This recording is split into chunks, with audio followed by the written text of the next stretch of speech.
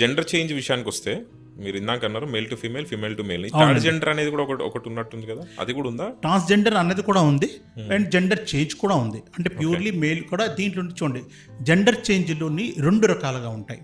ఒకటి ఏంటంటే psychological gender change అనమాట. అంటే ఏంటి అంటే వాళ్ళకి మెడికల్ ట్రీట్మెంట్స్ ఏమీ ఉండదు, కానీ సైకలాజికల్. అంటే ఫర్ ఎగ్జాంపుల్ ఏంటంటే వాళ్ళు పుట్టిన దగ్గర నుంచి మగపిల్లలు ఆడపిల్లల తల గౌన్లు వేసుకోవడం కానీ, లిప్స్టిక్ పెట్టుకోవడం కానీ, ఆడపిల్లలతో తిరగడం కానీ, ఆడపిల్లల నోలు వ్రతాలు చేసుకోవడం కానీ, లేదంటే ఒంటి గోరింటాకులు పెట్టుకోవడం కానీ, నెయిల్ పాలిష్ పెట్టుకోవడం కానీ, ఇవన్నీ చేస్తారు. అదేవిధంగా ఆడపిల్లలు ఉంటారు, వాళ్ళకి ఏంటంటే గౌన్లు వేస్తే ఏడుస్తారు వాళ్ళు. వాళ్ళకి ఏంటి ప్యాంట్ వేయాలి, షర్ట్ వేయాలి, బాబు కట్ పెట్టుకోవాలి, వాళ్ళు షర్ట్స్ వేసుకుంటారు, గౌన్లు వేసుకోరు, అలా కూడా ఉంటుంది.